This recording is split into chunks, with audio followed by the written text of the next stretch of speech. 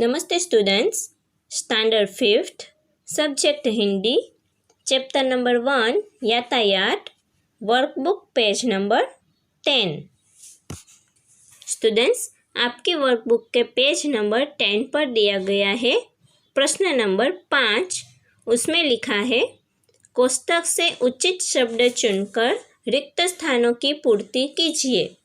तो स्टूडेंट्स, यहाँ पर कुछ खाली जगह दी गई है और देखिए कोष्टक में नाम भी दिए गए हैं।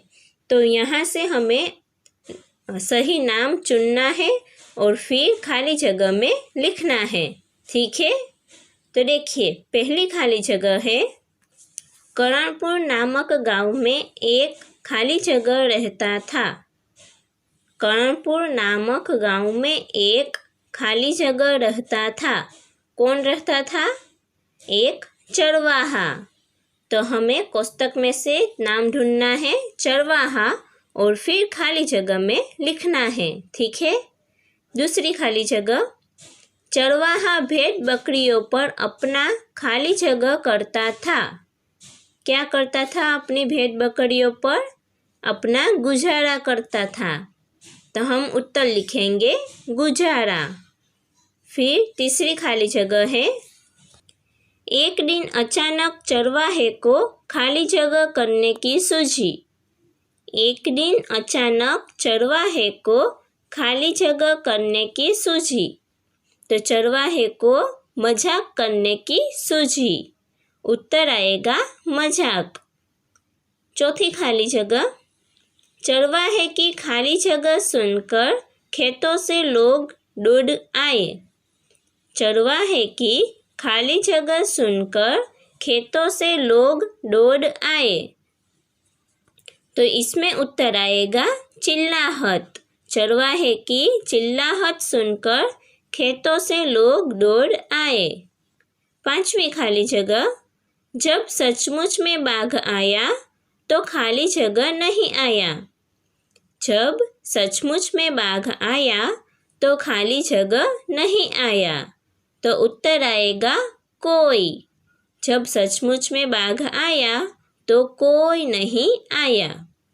छठी खाली जगह, चरवाहे की खाली जगह आदत के कारण उसे नुकसान झेलना पड़ा। चरवाहे की खाली जगह की आदत के कारण उसे नुकसान झेलना पड़ा। तो उसमें उत्तर आएगा बुरी आदत। चरवाहे की बुरी आदत के कारण उसे नुकसान झेलना पड़ा।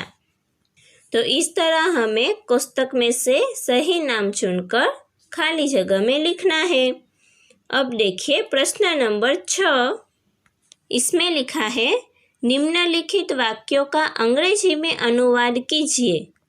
तो स्टूडेंट्स, यहाँ पर हिंदी में वाक्य लिखे हुए हैं, उनको हमें इंग्लिश में लिखना है, यानी कि इंग्लिश सेंटेंस बनाने हैं। तो पहला वाक्य है हिंदी में, कमल हमारा राष्ट्रीय फूल है। कमल हमारा राष्ट्रीय फूल है। तो उसके लिए हम अंग्रेजी में सेंटेंस लिखेंगे, lotus is our national flower. Lotus is our national flower.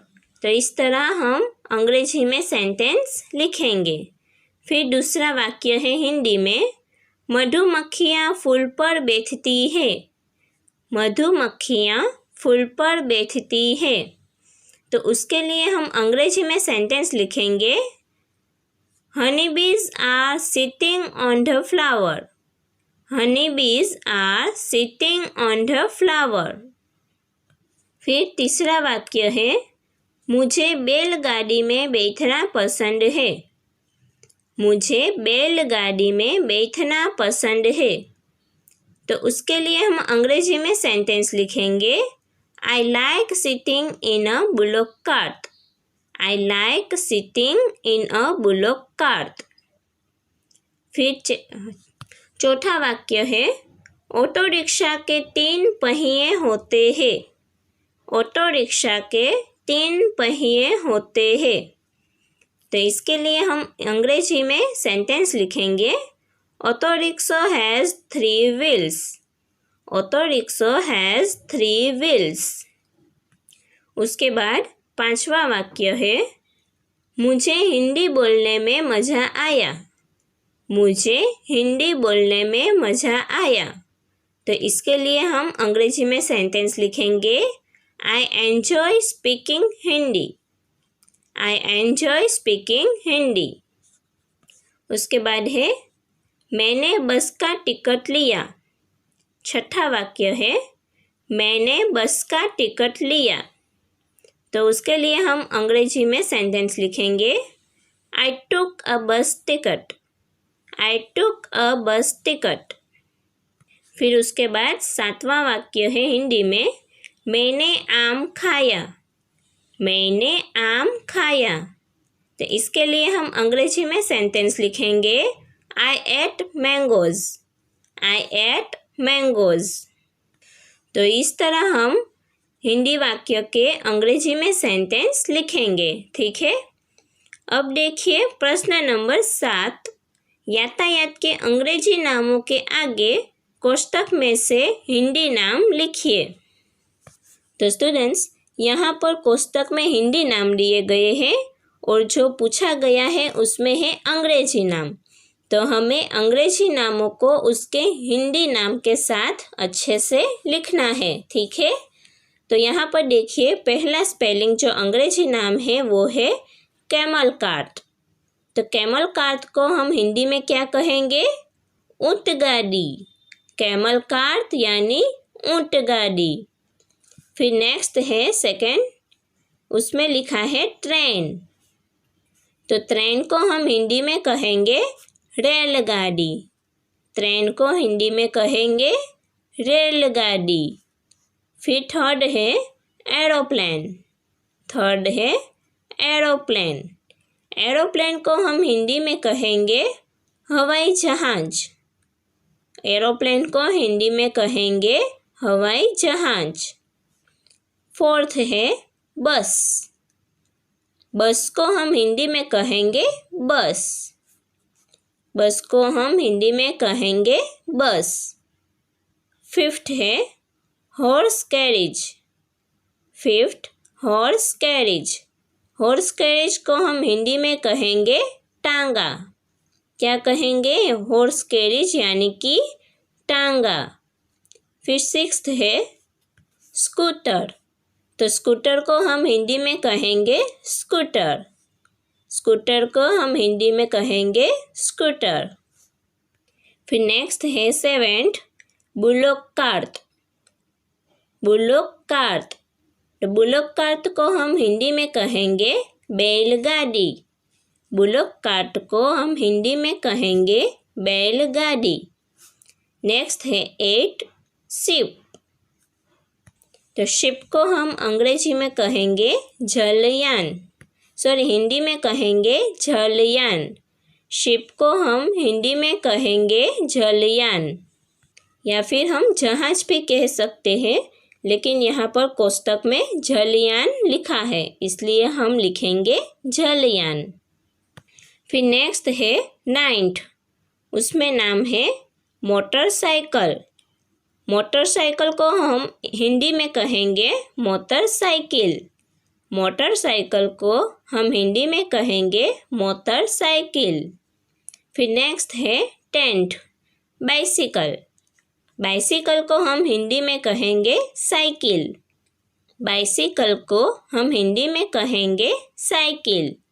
ठीक है स्टूडेंट्स, तो इस तरह आपको अंग्रेजी नामों के साथ हिंदी नाम अच्छे से लिखने हैं। ओके, अब देखिए आपकी वर्कबुक के पेज नंबर 12 पर। तो पेज नंबर 12 है, उस पर दिया गया है क्वेश्चन नंबर 3। नीचे टिकटों के चित्र देखकर प्रश्नों के उत्तर लिखिए। तो स्टूडेंट्स, यहाँ पर 2 टिकट दी गई है। उन 2 टिकट को हमें अच्छे से देखना है और नीचे जो प्रश्न पूछे गए हैं उसके उत्तर हमें लिखने हैं इन 2 टिकटों को देखकर। ठीक है, तो देखिए यहाँ पर पहला प्रश्न है, यह क्या है? यह क्या है? तो उसके लिए उत्तर होगा, यह 2 टिकटें हैं, एक है रेल का टिकट और दूसरा है बस का टिकट। यह 2 टिकटें हैं, एक है रेल का टिकट और दूसरा है बस का टिकट। फिर दूसरा प्रश्न है, बस का टिकट कहाँ से कहाँ तक का है? बस का टिकट कहाँ से कहाँ तक का है? तो उसके लिए उत्तर होगा, बस का टिकट हदाद से चिलोदा तक का है। देखिए, आपको बस के टिकट में नाम भी दिखाई दे रहे हैं, हदाद और चिलोदा। तो बस का टिकट हदाद से चिलोदा तक का है। फिर तीसरा प्रश्न है, रेल का टिकट कहाँ से कहाँ तक का है? रेल का टिकट कहाँ से कहाँ तक का है? तो हम रेल के टिकट में देख सकते हैं मुंबई से अहमदाबाद तक का। ठीक है, तो उसमें उत्तर लिखेंगे हम, रेल का टिकट मुंबई से अहमदाबाद तक का है। रेल का टिकट मुंबई से अहमदाबाद तक का है। नेक्स्ट है चौथा प्रश्न, बस के टिकट में किराया कितना लिखा है? बस के टिकट में किराया कितना लिखा है? तो बस का टिकट है, उसमें हम देखेंगे कितना किराया है। हाँ, 91 रुपीज़। तो हम उत्तर लिखेंगे, बस के टिकट में किराया ₹91 यानी कि 91 रुपये लिखा है। बस के टिकट में किराया 91 रुपीज़ यानी कि 91 रुपये लिखा हुआ है। प्रश्न नंबर 5, रेल का टिकट पढ़कर किराया बताइए। अब हम रेल का टिकट पढ़ेंगे और फिर उसका किराया कहेंगे। ठीक है, तो उत्तर है, रेल के टिकट का किराया 204 रुपीज़ यानी कि 204 रुपये है। रेल के टिकट का किराया 204 रुपीज़ यानी कि 204 रुपये है। छठा प्रश्न, रेल का टिकट का दिनांक बताइए। रेल के टिकट का दिनांक बताइए। दिनांक यानी कि डेट। रेल के टिकट का दिनांक है 11/11/2011। जो रेल का टिकट है उसकी दिनांक है 11/11/2011। प्रश्न नंबर 7, बस और रेल के अलावा कहाँ कहाँ टिकट लगता है? बस और रेल के अलावा कहाँ कहाँ टिकट लगता है? तो उत्तर होगा, बस और रेल के अलावा हवाई जहाज और दरियाई जहाज में टिकट लगता है। बस और रेल के अलावा हवाई जहाज और दरियाई जहाज में टिकट लगता है। ओके, तो यह है बस का टिकट और रेल का टिकट।